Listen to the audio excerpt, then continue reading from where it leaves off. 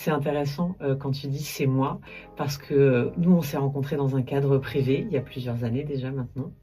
Euh, Il y a quelque chose qui m'a rapidement bouleversée chez toi, que je vais me permettre de partager, c'est ton rapport au féminin. Alors, le féminin, c'est une grande question. Pour certains, c'est une énergie. Comment tu définirais le féminin, toi? Le lâcher-prise, l'ouverture, la confiance. Voilà, c'est important parce qu'en fait, pour moi, ça change la prise en compte du rapport homme-femme. Puisque le féminin, ou le yin, parce qu'il y a des gens qui ont du mal avec féminin, le yin, pour moi, c'est vraiment quelque chose que les hommes et les femmes ont. C'est cette partie où, voilà, on est ouvert à la vie. C'est la vie, en fait, le féminin.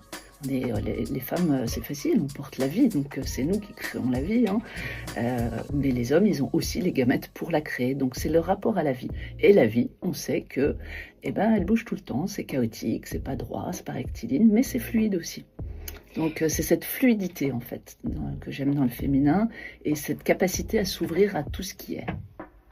Ça veut dire qu'en fait, cette notion de lâcher prise, qu'on entend souvent mais qu'on a parfois besoin de préciser, dans les parcours de femmes, j'ai observé que parfois il y a presque une injonction pour les femmes d'être dans ce fameux lâcher prise, qui est parfois un peu complexe.